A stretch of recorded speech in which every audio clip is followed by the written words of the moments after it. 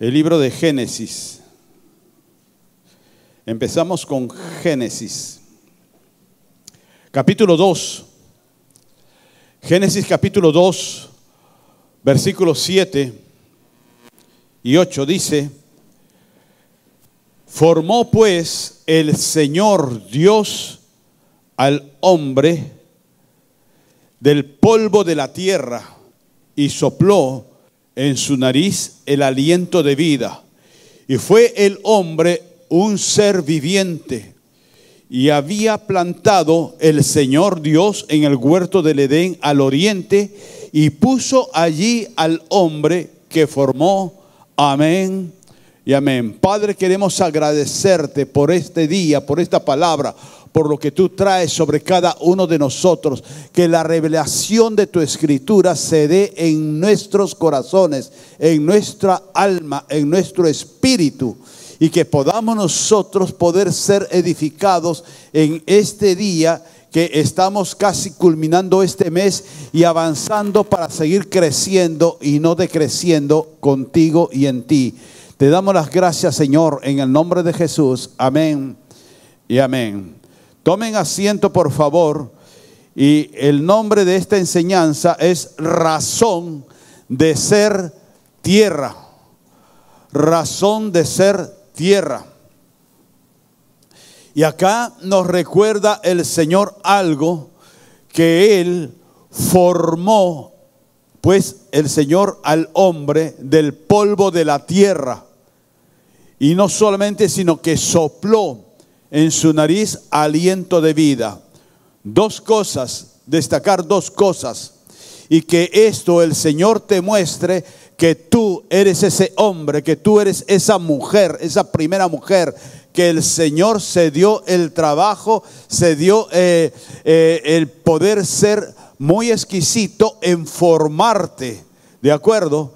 En estos días escuchaba un testimonio de un hermanito que está ahora entre nosotros. Su esposa me estaba contando, en el cual ellos están casados ya varios años. Ellos han estado esperando poder concebir un bebé. Han estado en chequeos, han estado en tratamientos y todos los diagnósticos eran negativos, que no se podía hacer nada. Y que justo en este mes parece que ha sido, que ha salido ya ella embarazada, aún en contra de las pruebas de exámenes de resonancias o tomografías o radiografías, aún en contra de toda la ciencia se ha dado ese milagro. ¿Por qué? Porque ellos le creyeron a Dios, ellos perseveraron en la oración, en la esperanza. Era, como decíamos alguna vez y que lo dice la palabra, era esperanza contra esperanza. Yo sé que cuando viene una situación dura en la cual el enemigo se encarga que las circunstancias las levanta y nos cachetea para un lado y para otro lado con lo que estamos pasando, lo que estamos enfrentando, nuestra fe comienza a decrecer. Pero hay vidas en las cuales prefiero y deseo contarme yo entre esas vidas, que aún en medio de las circunstancias, aún en medio de la desgracia, como mi hermanito Ron y como Lady, de poder creer y no soltarnos de esa esperanza que Dios nos da y que el Señor trae respuesta. ¿Por qué? Porque el Señor no nos formó por su voz. Nosotros revisamos el Génesis 1 durante la creación de cosas, y esto es algo que ya lo he mencionado en otra ocasión. En la creación de todo lo actuado, de todo lo que existe, y el Señor decía: hágase la luz y se hizo luz, hágase los mares y se hicieron los mares, se hagan los animales y se hicieron los animales. Todo con su voz, porque Él es Dios omnipotente. ¿De acuerdo? Y Él en su poder, en el poder de la palabra, Él soltaba la palabra y las cosas se daban. Pero para el hombre, para ti, para nosotros, el Señor hizo un tiempo especial.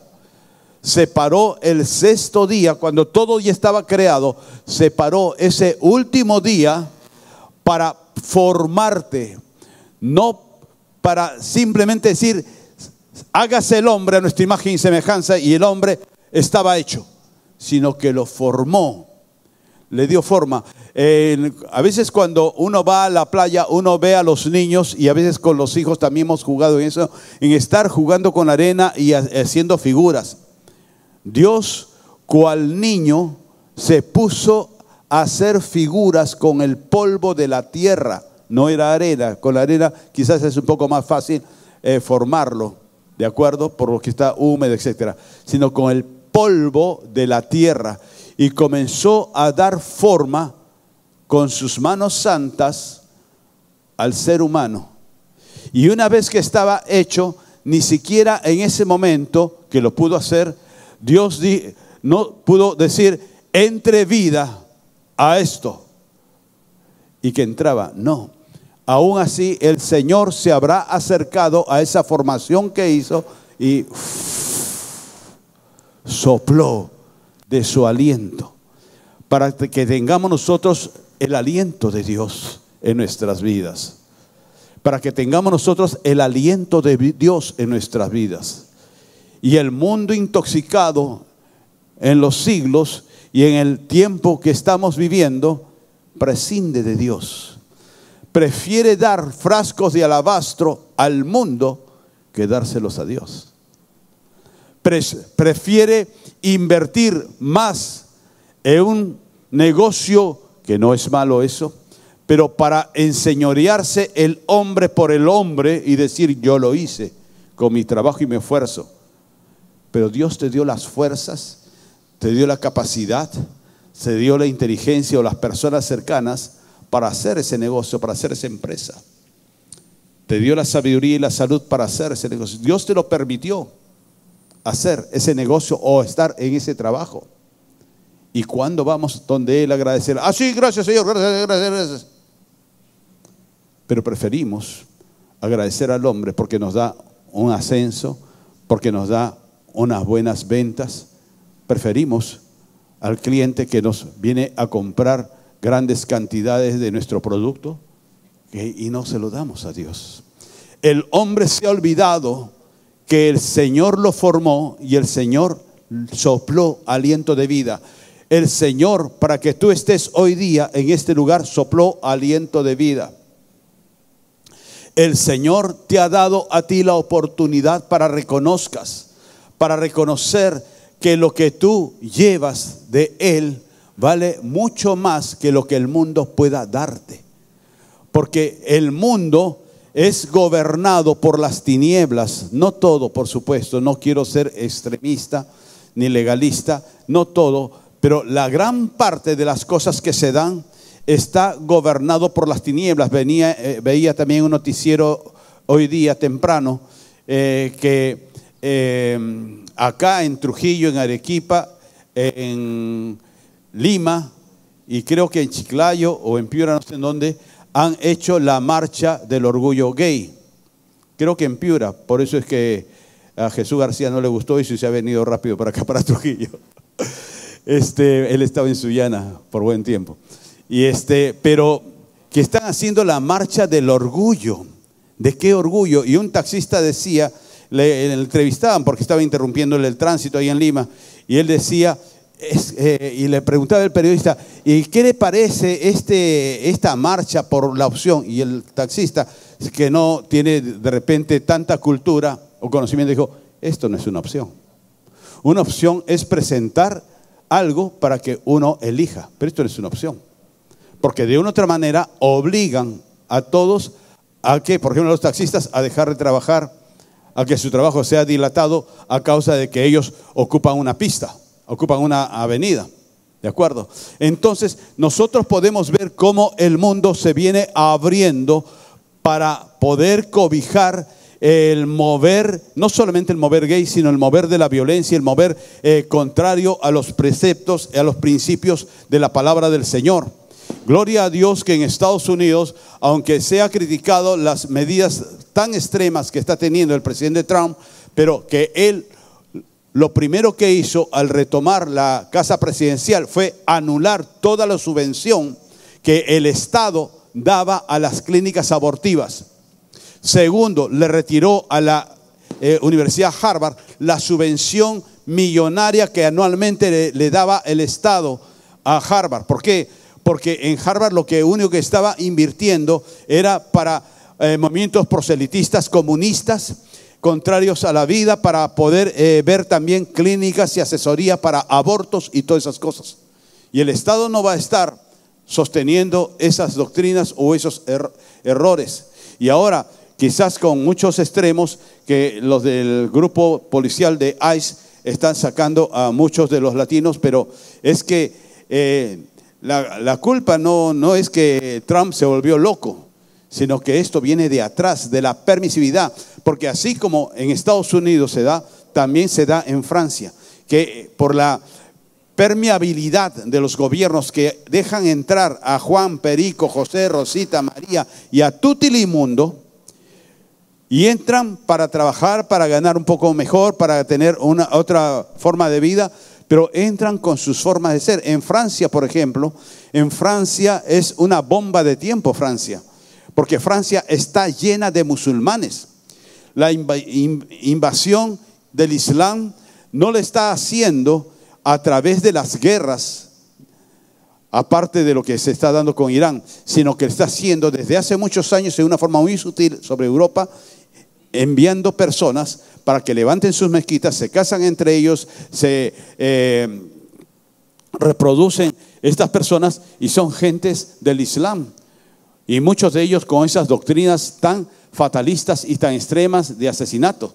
Una de las bases de los musulmanes radicales, extremistas, una de las bases es que todos se conviertan al Islam o que sean muertos. Y ellos tienen un grito, allá acá va alguna cosa así, dice que es muerte a los infieles. Ese es lo que ellos proclaman y lo que ellos dictan, muerte a los infieles, y consideran a los que no reconocen a Alá y a Mahoma su profeta, los que no lo reconocen son infieles y que deben ser muertos. ¿De acuerdo? Entonces Donald Trump tiene razón de parar. Tiene razón de, lamentablemente hay muchos inocentes que están sufriendo, pero tiene la razón de ver la forma radical de sacar a tantos inmigrantes que han llegado a Estados Unidos y que no se sabe qué mente tienen, qué ideas tienen. Vivir del Estado para hacerle daño al Estado. Es muy similar a los comunistas de Latinoamérica que tenemos nosotros en Venezuela, que tenemos en Perú, que tenemos en Brasil, en Chile.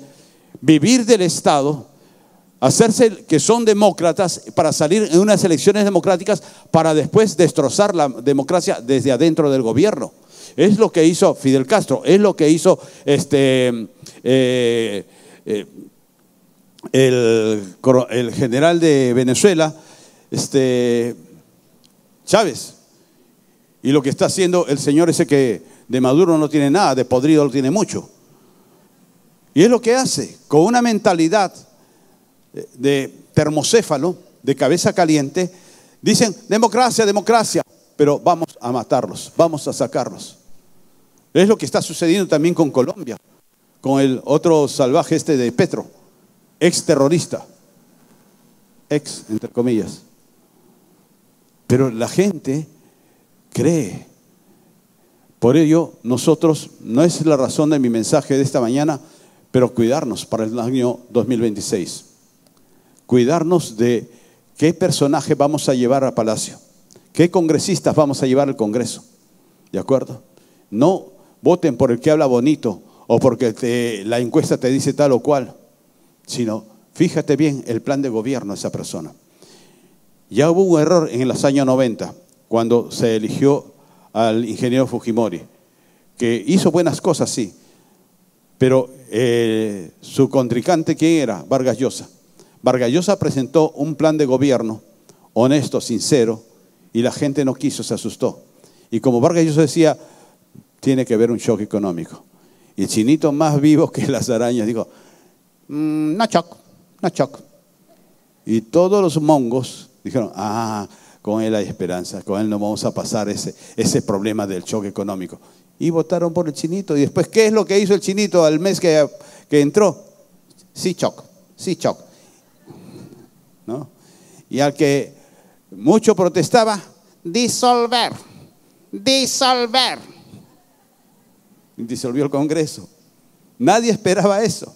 Vargas Llosa no lo hubiese hecho. Un hombre demócrata no lo hace, ¿verdad? Entonces, tener cuidado. Ya tenemos bastantes experiencias, mis amados, tener cuidado por quién votamos. Y ahora sí, mis amados, vayan a su casa que ya se acabó todo esto. No, mentira. Mis amados, lo que yo quiero que quede siempre, presente para el resto de esta prédica y de esta mañana es que tú, el Señor se dio un tiempo especial para formarte. Seas flaquito, seas gordito, seas alto, seas bajo, seas canoso, tengas 15 años, tengas 90 años, el Señor se dio un tiempo para formarte. Y no solamente te dejó ahí como una obra de la tierra, sino que el Señor también se acerca y te sopla. Cuando dice que sopla, dice la palabra de Dios, por eso la palabra es tan rica y tan y con tanta enseñanza que uno debe meditar y a veces desglosar palabra por palabra, porque dice, lo formó al hombre del polvo de la tierra, entendido eso, y sopló, sopló. Pero ¿cómo sopló? Ojo, no sopló así. Tú haces, juntas la tierra, no arena, lo vuelvo a decir porque la arena está húmeda y se puede mantener firme en un momento, sino de la tierra formas. ¿Qué haces tú si soplas indiscriminadamente? Se esparce, ¿de acuerdo? Pero Dios dice que sopló en su nariz. ¿Por qué es específico el Señor al decir en su palabra en su nariz? Él pudo decir y le dio aliento de vida y punto. Pero es específico en todas las versiones que dice sopló en su nariz. Esto quiere decir que tuvo cuidado de ver en dónde le va a dar el aliento de vida. Cuando un enfermo llega en un estado un poco crítico, ahora que hemos tenido ese problema de la COVID, ¿qué es lo que hacían en las clínicas, en los hospitales? Les ponían oxígeno. ¿Qué es lo que hacían con el oxígeno? Simplemente lo metían en un cuarto y abrían los balones de oxígeno para que se llene de oxígeno toda la habitación. No, iban con un balón de oxígeno y le ponían una mascarilla en la nariz y en la boca, ¿verdad? O sea, en forma específica le ponían donde ese paciente va a recibir el oxígeno. Cuando acá nos dice la palabra que el Señor sopló en su nariz, está hablando en forma específica que el Señor se toma el trabajo no para soplar indiscriminadamente sobre todo su cuerpo, sino para acercarse a Él y soplarle en su nariz. Mira qué hermoso es eso. Imagínate tú que un día que estás con desánimo, con desgano, con problemas, qué sé yo, y que de pronto tengas una epifanía, una visión que Dios se acerca a ti y no solo te puede acariciar o te puede hablar palabras muy dulces, qué sé yo, sino que se acerca muy cerca a tu boca para soplarte su aliento. Eso es ternura, eso es amor, eso es importancia para el Señor de lo que Dios está haciendo en ti. Y luego nos dice algo más ya. En el versículo 8 también para meditarlo y guardarlo esto. Dice, y había plantado el Señor Dios un huerto en Edén al oriente. Ya estaba hecho. El Señor no le dijo, mira Adán, yo te digo, fructifica, multiplícate, señorea sobre las aves de los mares, sobre las aves de los cielos, sobre los peces, fructifica y enseñorete todo eso. No, le dice eso sí.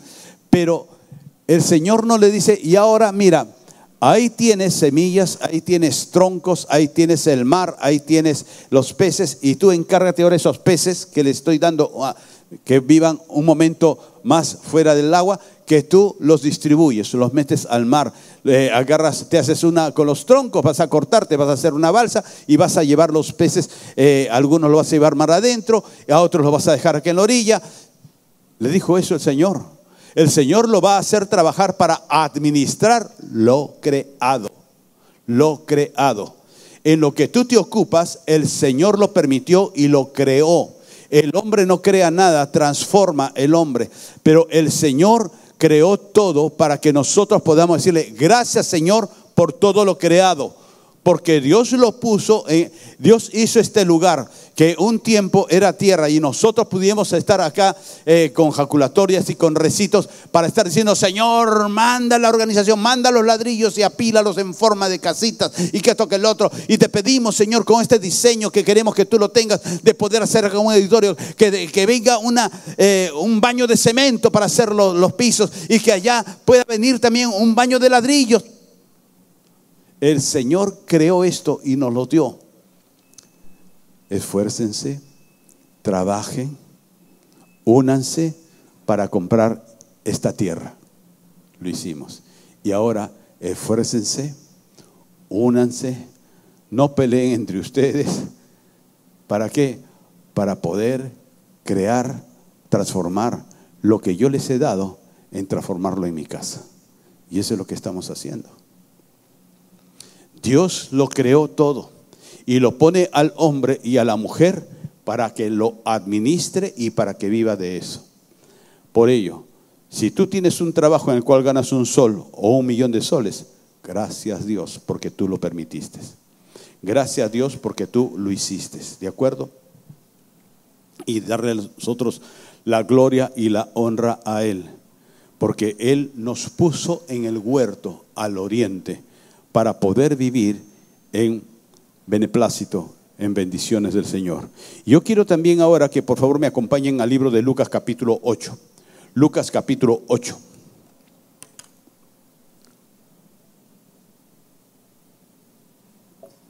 Y nos dice a partir del versículo 4: y como se juntó una gran multitud que estaban en cada ciudad, vinieron a él, juntó una gran multitud, y los que estaban en cada ciudad vinieron a él. Dijo por una parábola, versículo 5, dice ahí la palabra: el sembrador salió a sembrar su semilla. Y sembrando, ¿a sembrar qué cosa? Su semilla. No era la semilla ajena, era de él. No era la semilla de los agricultores, era la semilla del sembrador. Su semilla. Y sembrando, una parte cayó junto al camino y fue hollada, pisoteada, y las aves del cielo se la comieron. Otra parte cayó sobre la piedra y nacida se secó porque tenía humedad, no tenía humedad. Otra parte cayó entre espinos y naciendo las espinas juntamente la ahogaron. Y otra parte cayó en buena tierra y cuando fue nacida llevó mucho fruto, al 100 por 1. Diciendo estas cosas clamaba el que tiene oídos para oír, que oiga. ¿De acuerdo? El Señor gustaba hablar en parábolas. El Señor no se buscaba un lenguaje rebuscado, muy doctrinal, muy evangélico, muy pentecostal. El Señor le hablaba a todos, a los entendidos y a los no entendidos, en el lenguaje más sencillo. Y para esto, como que hacía ciertas historias que eran las parábolas, para que sea fácilmente entendible. Bien, pero la explicación de esta parábola, que algunos ya le hemos leído y que está en la palabra o que se nos ha predicado, está versículos más abajo. Versículo 12 dice: los que junto al camino, estos son los que oyen, y luego viene el diablo, quita la palabra de su corazón para que no se salven creyendo. Versículo 13: los que sobre la piedra son los que, habiéndolo oído, reciben la palabra con gozo, mas estos no tienen raíces, que a tiempo crecen y en el tiempo de la tentación se apartan.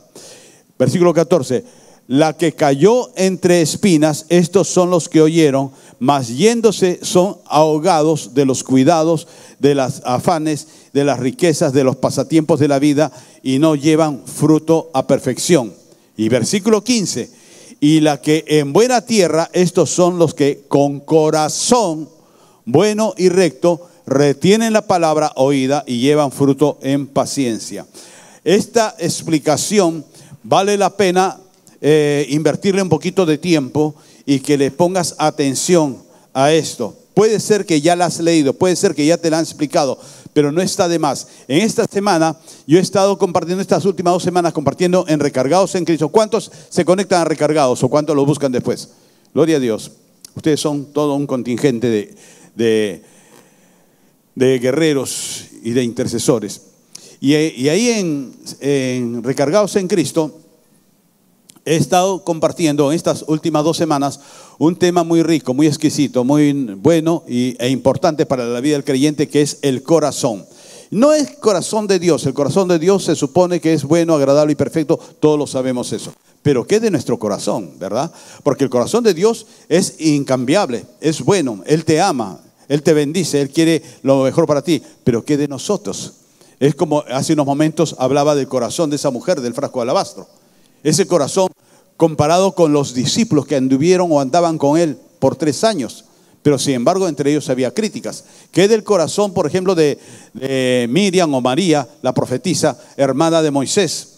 Hermana mayor de Moisés. Moisés era su líder, Moisés era su hermano menor, pero sin embargo ella se atrevió a criticarlo y a murmurar de Moisés. ¿De acuerdo? Entonces el corazón no estaba tan recto. Aún dentro de las familias espirituales o familias también consanguíneas, también hay críticas.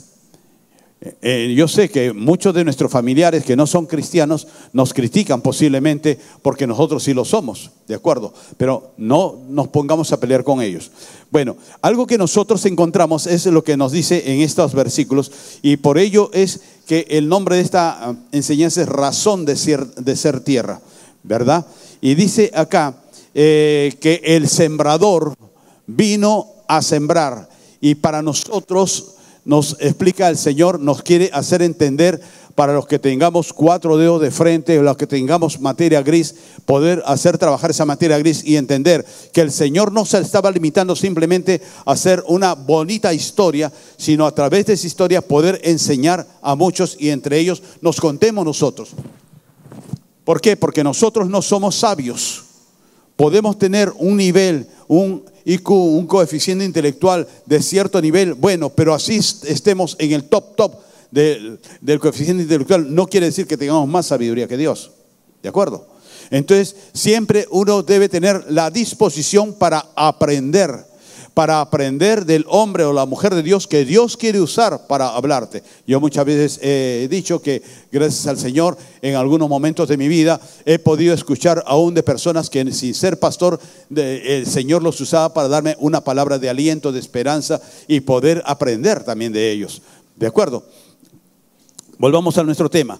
Dios es el sembrador, y cuando dice acá que el sembrador vino y trajo su semilla, Dios el sembrador te da a ti la semilla. La semilla para que tú puedas administrarla para tu mañana. Algo que yo decía, creo que la semana anterior, que a veces nosotros tenemos la semilla y la semilla no la sembramos, a veces nos comemos la semilla, refiriéndose a la parte económica. Y uno después se queja porque no tiene cosecha. ¿Qué vas a cosechar si te estás comiendo la semilla? Entonces la semilla nosotros tenemos que buscar buena tierra para sembrarla y que dé frutos al 100%. Vamos a tocar algo de la cosecha dentro de un momento.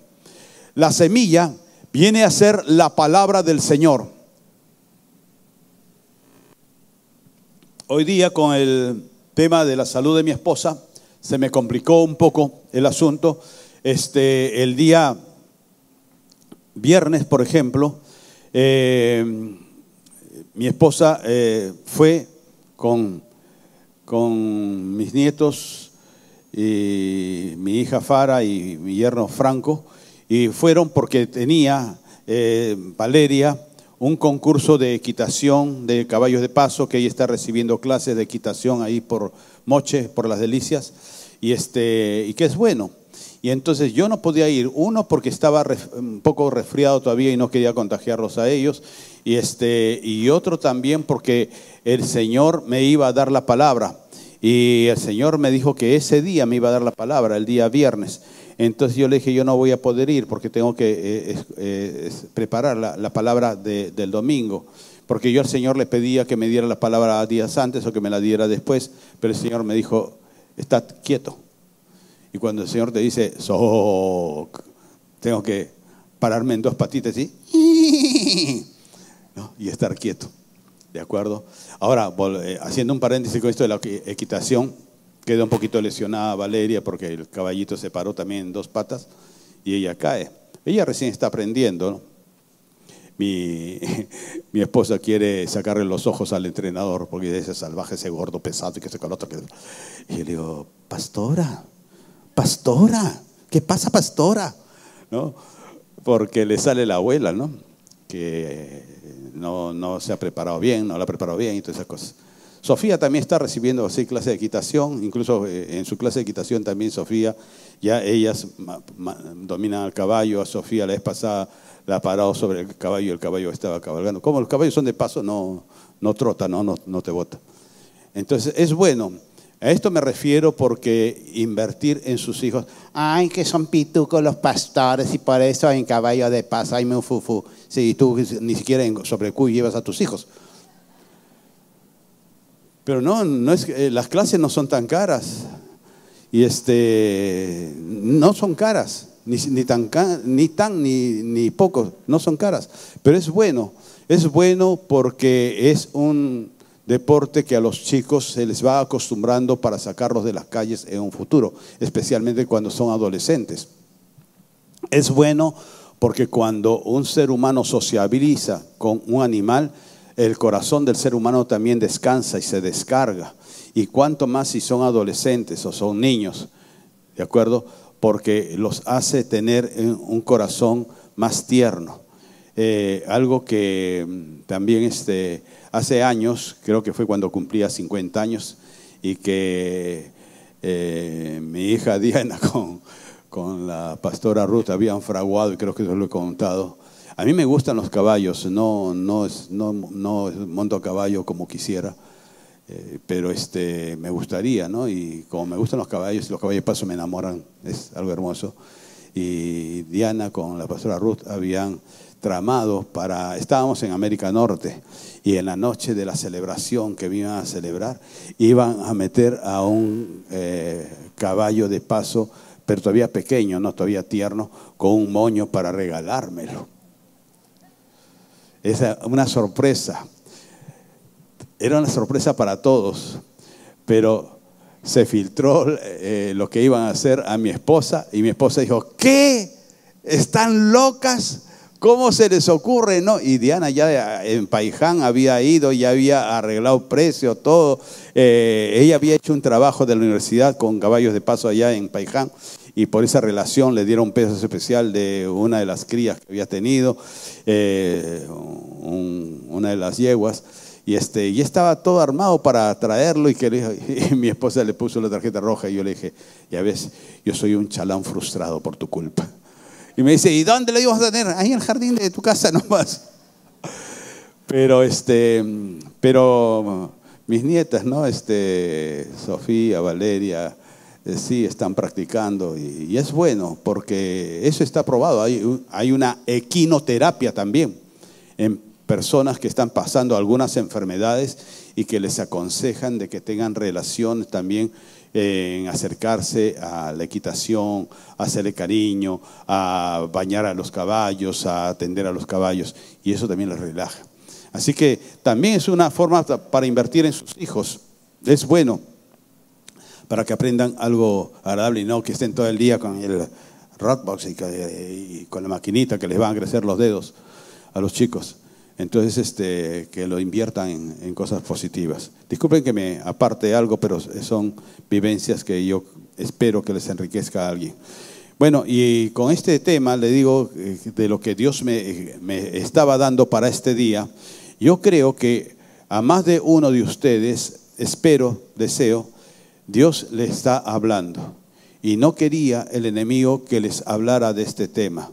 El enemigo no quería que muchos de ustedes tomen en cuenta lo que hoy día se está predicando, y por eso comenzó a poner ciertos problemitas para que yo no venga. Yo incluso hoy día estaba en esa disyuntiva si llevar la emergencia a mi esposa y avisar a alguno de los pastores para que me reemplace a última hora o poder llegar. Por eso es que hoy día he llegado a las 10 de la mañana, cosa que nunca sucede, ¿no? Pero avisé a producción que iba a demorarme de repente un poquito y que empiecen nomás a la hora. Pero ¿por qué es? Porque cuando una bendición viene, el enemigo quiere robártela, como dice la palabra. quiere robarte esa palabra, esa oportunidad. Así que por eso yo les decía al empezar esto, que pongan toda su capacidad, pongan todo su interés y que reciban esta palabra con los testimonios que hablo, con las cosas que se está viviendo y con los que he vivido, ¿no? Y porque la semilla que el Señor te da en esta mañana es una semilla rica en enseñanza y quiero que la tomes en cuenta. Acuérdate lo que dijimos al inicio en Génesis capítulo 2, que fuiste del polvo de la tierra y por eso la razón de el nombre de esta enseñanza es razón de ser tierra. Razón de que el Señor escogió la tierra y no escogió las algas, no escogió la madera, no escogió la leña, no escogió el fuego. Pudo haber hecho al hombre del fuego, ¿verdad? Que el Señor levantaba una llama y de la llama sacar al hombre, pero lo hizo de tierra, ¿de acuerdo? Acuérdate de eso. El sembrador, el Señor, trae su semilla, la palabra, y cuando esta semilla cae en el camino, suceden y a veces ha sucedido y seguirá sucediendo, que aún en el mismo Génesis sucedió en Eva, que en esa semilla que cae en el camino es una semilla que la persona la tiene en una forma muy superficial, que el enemigo viene pronto y que la roba. Se roba esa semilla. Muchas personas van a una iglesia, se emocionan en el momento, qué bonita la palabra, pero ya saliendo acá, ya se olvidaron, ya la dejaron, ya hasta el próximo domingo, porque nos acostumbró la mala costumbre de la iglesia religiosa, que teníamos a un domingo de misa, a un domingo a un señor de misa, a un señor de domingo, pero no un señor de todos los días. Nunca nos hablaron eso, de tener un señor para todos los días, de conversar con él, de hablar con él, de recibir de él, adorarlo a él, ¿no? Luego, la otra semilla que cae sobre piedra, un material duro, un objeto duro. Y esto fue uno de los casos típicos que yo encuentro, es Lot. Porque en la piedra es cuando la persona se emociona, la recibe con gozo, vive un momento, esa euforia, poder conocer, recibir esa palabra y se emociona con ello, pero luego se va. Luego, así como se encendió, se apagó. Hay muchas personas, yo recuerdo mucho cuando teníamos el grupo de escuderos, llegó un adolescente de 13 años, 14 años y estaba pero feliz, contento, gozaba, saltaba, lloraba, reía, estaba enamoradísimo del Señor. Y un día se me aparece que incluso, mire pastor, he hecho algo hermoso. Y se levanta el brazo y se había tatuado una cruz que decía Ictus. ¿Qué le parece, pastor? Ay, Dios mío, dije. ¿Y quién te dijo que hiciera? No, yo pastor, todo orgulloso yo. Y ya no le quise pincharle la llanta, ¿no? Porque es un chico que recién empezaba. Y ya en su tiempo se le irá explicando. Pero ya está hecho, ya qué vamos a hacer. Pero yo digo, como él, y más que él, hubieron muchos, y no solamente adolescentes, que no podríamos decir que es justificable por su inmadurez cronológica incluso, pero aún adultos que llegaron a la iglesia y tuvieron una luna de miel con el Señor y se fueron a encuentros, reencuentros y todos los encuentros que pudieran haber. Yo voy. Vigilias, yo voy. Ayunos, yo voy. Y así como vino la ola del mar, igual se retiró de ellos y hoy son nada. No son ustedes porque ustedes están acá. Pero hay muchos que llegaron así con esa euforia, con ese fuego y se les apagó, como Lot. ¿Se pueden ustedes imaginar a Lot caminando con su tío Abraham, el escogido de Dios para formar un pueblo? Y que Abraham le dijera, muchachos, hay que seguir para adelante.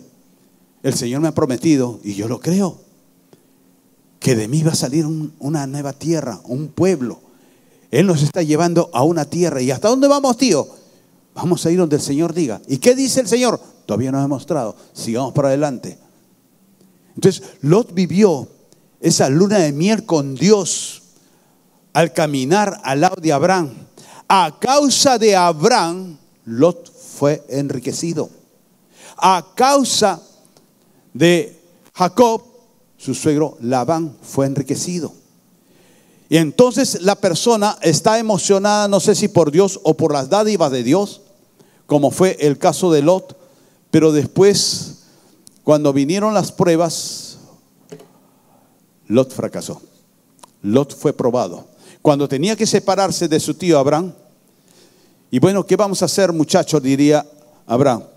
Y Lot vio un valle fértil, dice como el Edén, un valle grandioso, y Lot ahí mismo, precursor de judío al fin, comenzó a sacar sus cálculos. Si hay producción, hay plata, ahí hay dinero, ahí hay todo, y saca su línea, acá hay finanzas. Y antes de que Abraham vaya a decir, bueno, voy a escoger yo, Lot antes de eso dijo, ya, yo escojo para allá, tío, yo me voy para Sodoma. Pero ojo que Sodoma son gente malvada. No, no te preocupes, conmigo no pasa nada. Yo he conocido de Jehová, de Yahvé por ti, tío, así que yo no me voy a apartar. Yo me voy para allá y me voy a hacer mis finanzas allá. Y se fue él. Todo lo que vio en la vida de Abraham, todo lo que vivió al lado de Abraham, en el momento que vino la decisión, priorizó otros intereses. Y nosotros sabemos el fin de Lot cuál fue. Luego dice que otra semilla cayó entre espinos. Y aquí entre los espinos, yo lo que considero a dos prototipos de los que han recibido esa semilla en los espinos, y uno de ellos fue Saúl, el primer rey de Israel, ungido por el profeta de Dios Samuel, y el otro Salomón, el hijo del rey David, un hombre con la mayor sabiduría y las mayor riquezas. Y ellos dos, yo considero que fueron tierra con espinos, que cuando los espinos, los afanes, los placeres, las emociones, los celos, el orgullo personal, comenzó a crecer esas espinas. Al salir de aquí, a veces hay unos matorrales ahí de unas espinas inmensas, grandazas, ¿de acuerdo? Y es como cuando nosotros, nuestro amor, nuestro corazón, lo tenemos metido entre esas espinas que conforme va creciendo, va ahogándonos, va ahogando tu disposición para el Señor, tu deseo de servir y las cosas buenas que puedas haber hecho un tiempo para el Señor. Saúl, no todo fue malo en Saúl. Salomón, no todo fue malo en Salomón. Pero sin embargo, al permitir él que crecieran esas espinas en su corazón, fueron oprimiendo los corazones del rey Saúl en celos, en orgullo, en temores, en querer agradar a la gente, en vanidad, en Salomón también por los placeres, los afanes. Se sentía él, también orgullo en Salomón, se sentía él el rey más sabio. Venía desde miles de kilómetros para conocer de la sabiduría de él. Le traían obsequios, le traían regalos. Y por más que él invertía en el palacio real, como también en la casa de sus siervos, dice, y también invertía, cuanto más también en el templo de Jehová, él se sentía, hoy estoy haciendo el templo más grande, más fastuoso, más hermoso, que se va a hablar por los siglos de los siglos de él. Y él se ufanó de ellos, se sintió que su labor, el Señor tenía que aplaudirla por siempre. Y sin embargo, él comenzó a hacer lo que su padre le dijo que no hiciera, a consentir y a casarse con mujeres que no fuesen de su pueblo. Y ellas ahogaron su amor por Dios, al hombre más sabio. Imagínense, nosotros no tenemos la sabiduría de Salomón. Entonces no te jactes en decir, no, pero eso a mí no me va a pasar, no, yo voy a estar bien, yo sé hasta dónde llego. Salomón en algún momento habrá pensado eso, pero sin embargo cayó. Cayó por el orgullo, cayó por los celos, cayó por los placeres, por los afanes, qué sé yo. Hay personas que a veces tienen un buen corazón, comienzan a hacer una obra buena para el Señor y en el Señor, y una obra ministerial, etcétera, pero comienzan muchas veces los celos, la contienda. Algo que yo siempre he mencionado, y esto yo quiero que todos tengamos presentes: no te estés desesperando por lo que el otro hace más o menos que tú. Tú haz lo que el Señor te asignó a hacer. El Señor cuando repartió, dice una de las parábolas, y dio talentos, a uno les dio 5, a otro les dio 2, a otro les dio 1. ¿De acuerdo? ¿Por qué lo hizo así el Señor? El Señor es discriminador. El Señor lo hizo para probar. Nos enseña también a probar nuestros corazones. Que si a ti el Señor te dio más, es para que des más. Y si al otro o a ti te dio menos, es para que des proporcionalmente lo que Dios te ha dado. Miren, el apóstol Pablo, el Señor, ¿qué le dio? A los inicios no le dio nada, y de lo poco que tenía le quitó. ¿Cuál era lo poco que tenía? No, él sabía mucho, conocía mucho. Paja y hojarasca es eso. Para el Señor no interesa. El conocimiento, los estudios son buenos. Tener los conocimientos, pero no que los conocimientos nos tengan a nosotros. Y los conocimientos lo tenía a Pablo, el conocimiento de fariseo, de estudios, lo tenía a él. Y él se sentía súper, ultra, archi, mega, el plus ultra. Pero sin embargo el Señor a Pablo de lo que tenía le quitó. Físicamente le quitó la cabalgadura con el cual él estaba yendo a Damasco y lo tiró al suelo. Lo hizo besar la tierra. El Señor le quitó su séquito de seguidores y aduladores de Pablo. El Señor no le interesó las cartas que él tenía para perseguir a los del camino, a la iglesia. El Señor en el suelo le quitó la vista, lo dejó ciego. Y cuando Pablo le dice, ¿qué quieres que yo haga? Espérate ahí. Es como diciendo, me da gusto verte sucio, tirado en el suelo, besando la tierra. Y ahora espérate que voy a mandar a uno por ti. Pablo pudo, Saulo de Tarso pudo decir, va a mandar posiblemente a uno de los más pintaditos, a Pedro o a Juan. Yo tengo, como a veces suceden en las iglesias, ¿y quién va a enseñar este domingo? ¿Quién va a predicar?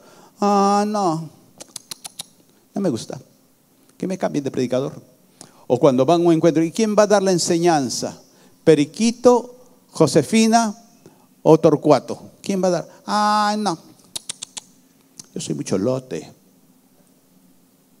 Los hay en las iglesias, felizmente en esta iglesia no, creo. Pero él esperaría quizás que mande a uno de los grandes experimentados que anduvieron palmo a palmo con Jesús. Y Jesús agarra y busca a uno llamado Ananías. No es el Ananías que también narra la palabra que robó en el diezmo, no es él, es otro. Es otro que aparece por este evento y desaparece después de escena. Y a ese Ananías agarra y le dice, anda, pero Señor Jesús, Él persigue a los de tu pueblo, persigue a tus discípulos, nos mata. Sí, pero anda, lo he escogido. Y Ananías fue y lo llevó de la mano porque estaba ciego y lo estuvo ahí apartado. Cuando Dios te quiere bendecir, no busca los archi, hiper, mega, ultra cristianos, profetas, apóstoles. Si Él te quiere bendecir con un Ananías, bienvenido sea.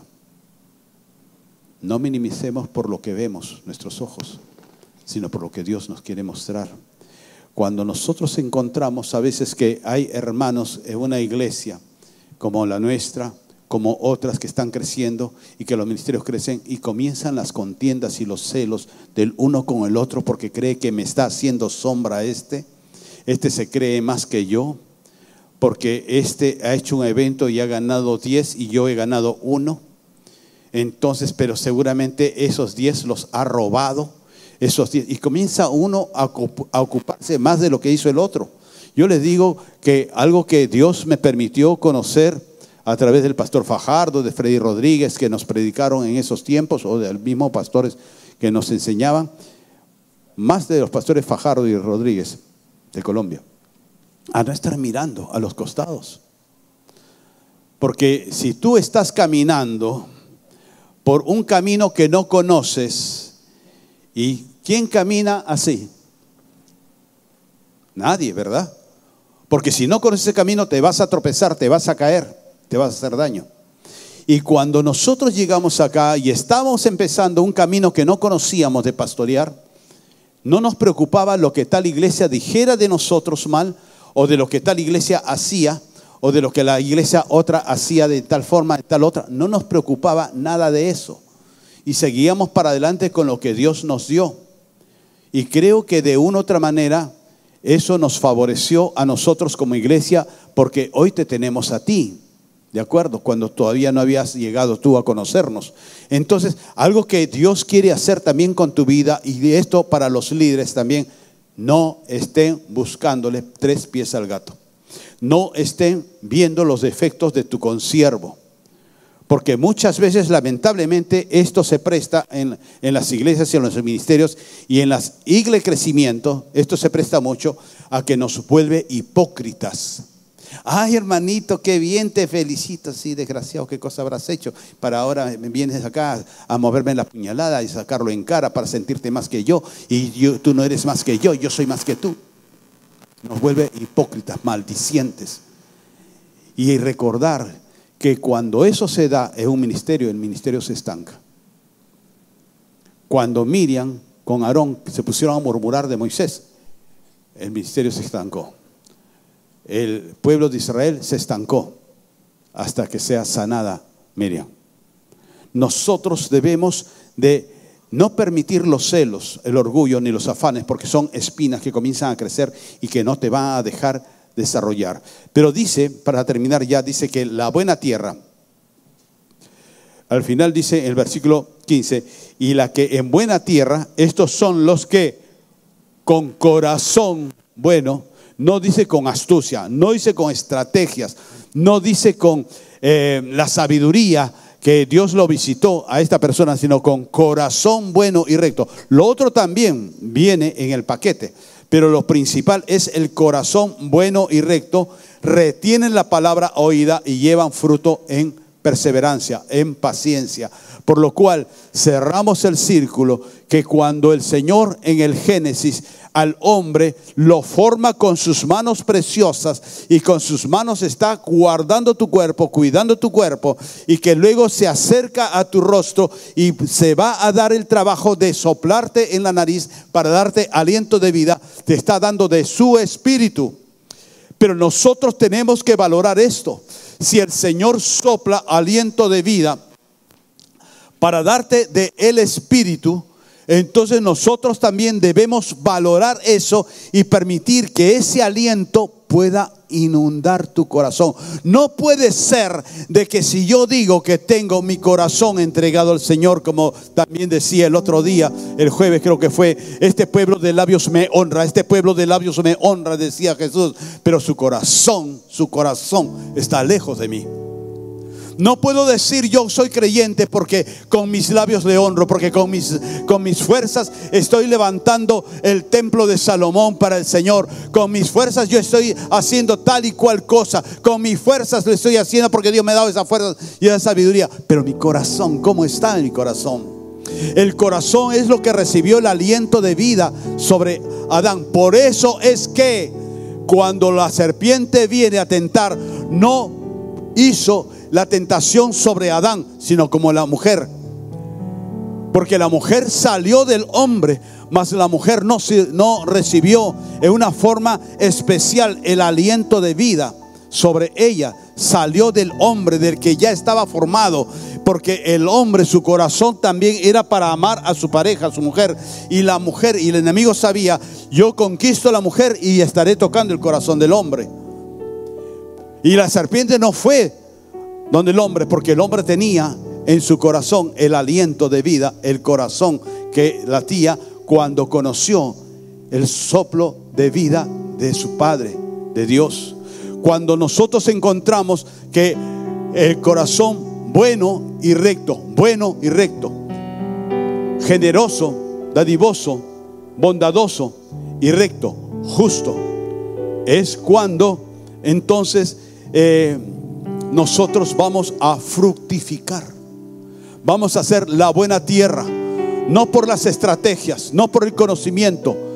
No digo que eso sea malo, Nada de eso es malo, sino lo primordial, lo principal es el corazón. ¿Y cómo está tu corazón? ¿Cómo está tu corazón? Que el Señor sí lo ve. Yo no lo veo. Yo soy tan imperfecto o más que tú, y yo no conozco cómo estará tu corazón. Tú puedes engañarme a mí con muchas palabras o muchos gestos o muchas cosas o justificaciones, pero a Dios no.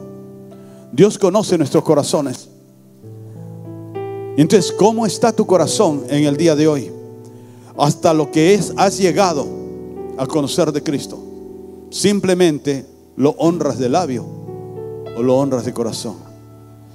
¿Qué es lo que tu corazón te dice de tal cual persona que quizás tuviste una desavenencia, un desacuerdo, que quizás se portó mal contigo? Pero ¿qué es lo que dice tu corazón hoy día?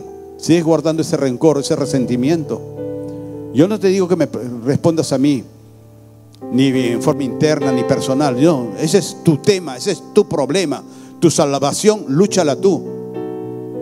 Pero ¿qué es lo que tú dices frente a Dios? ¿Cómo está tu corazón? Ponte a pensar en la persona que quizás tienes algo, o esa persona tiene algo contra ti. Pero ¿cómo estás con él, con ella? ¿Lo has perdonado? ¿O todavía hay algo que te irrita, te incomoda? Y si es que está en la misma casa, y cuando lo ves procuras evitarlo, ¿cómo está? Y tienes tú que permitir que el Señor pueda llenar tu casa, tu corazón con su presencia. Porque si no es así, lo único que serás es un Saulo de Tarso y no un Pablo. Serás un Esaú y no un Esaú perdonador. Serás un Jacob y no un Israel. Serás un Abraham que escuchó el llamado, pero no un Abraham que ejecutó el llamado. Amén.